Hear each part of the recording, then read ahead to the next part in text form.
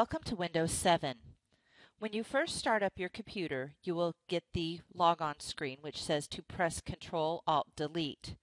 When you do that, it will take you to the login screen. You'll have the option of choosing an existing user or adding a new user.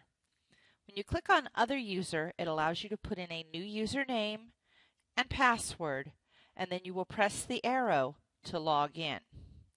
If you are an existing user on the computer, you just click on your username. It'll take you to your login screen where you enter your password. This is the Windows desktop. From the Windows desktop, you can do all kinds of things like arrange the way your icons appear, sorting them by size, shape, name.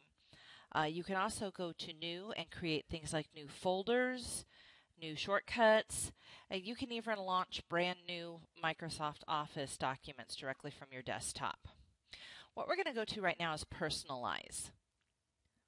Going to personalize allows you to change things like your theme, your sound, your screensaver. In this case, we're going to start with the themes. These are the different things that you can choose to alter the appearance and the sounds on your computer. In most workplace and school environments, the only backgrounds, themes, or sounds that you are allowed to use are the ones that are pre-established by Microsoft.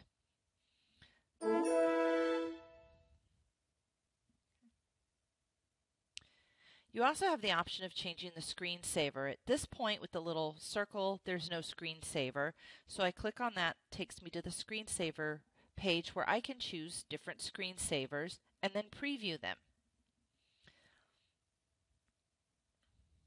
This way I can test and see which ones I like.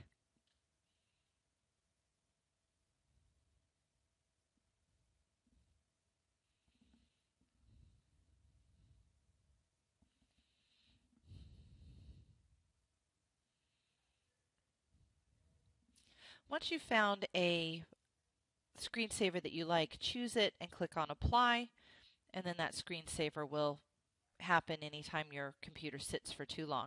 Now you can establish the wait time. In this case it's 15 minutes.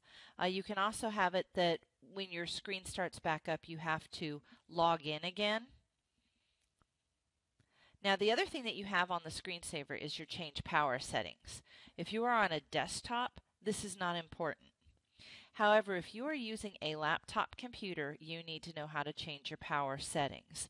This is where you set things like your brightness, set for maximum performance, a balanced performance, learn how to extend your battery life. So on a laptop, this is important. On a desktop, not so much so. When I'm done here, I just apply everything, click on OK, and get out of it. And I'm going to go ahead and go out of my preferences right now. Now, if you forgot how to do your desktop, if you click on the Start button, there's a search bar, and you can just type in what you're looking for, and it'll bring you to the right place. That's also how you can find documents that you've lost. The other thing you can access from your desktop is gadgets. Right-click and choose Gadgets, and that'll take you to the gadget window. The basic ones that are included are a calendar, a clock, a currency converter, a picture puzzle. Those are the basic gadgets that you can include. Once you have your gadget, if you click on the wrench, it will allow you to change the settings on it. In this case, you can choose the different types of clocks. You can change the time zone. You can add a second key. Those are just some of the things that I can change on this. I can just click and drag it to move it around where I want it. Some of them have a resize button. If you click on that, it'll make them bigger or smaller. If I resize my calendar, it'll expand out and give me a monthly view as well as the daily date. So gadgets are just another fun thing that you can add. The Windows Start menu is where you're going to find most of your programs and your access to your computer, to your control panel, things like that. You can also directly access your documents. So if you can't find it, always start in the Start menu. If you go to All Programs, that's going to list every program that you have. Going down to Accessories has some of the more common used things like paint and such. And if you go into System Tools, that's where you'll find things like your disk cleanup and your disk defragger. You do need to do that on a weekly basis on your personal computer, just as a side note. You can also find Notepad and Paint under your accessories.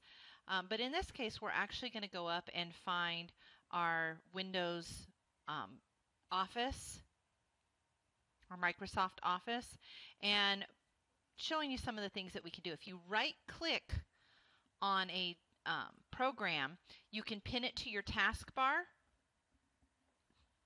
and you can also pin it to your Start menu, which will put it in the Start menu every time you come up. And you can do that with any of the programs that you're going to be using frequently.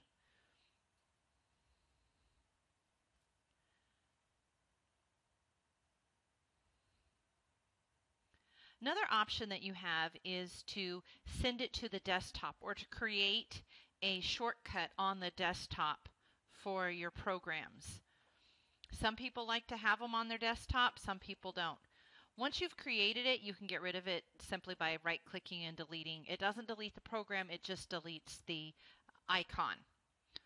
Also, once you have pinned a program to your taskbar, if you right-click on that, you'll see your most commonly used things, and you can pin documents or websites so that they will always stay when you right-click on your Google Chrome or on your Word or something like that.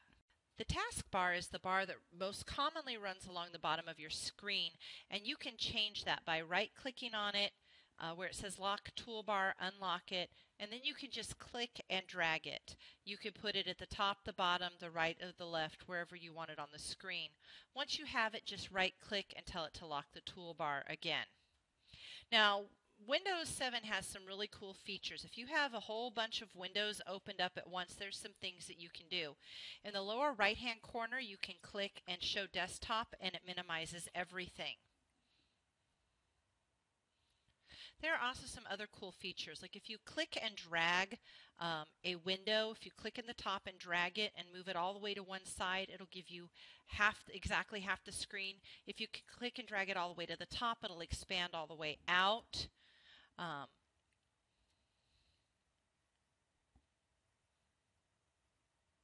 If you have many windows open and you want to minimize them, grab the window that you're working with, and if you shake it, it'll minimize everything down.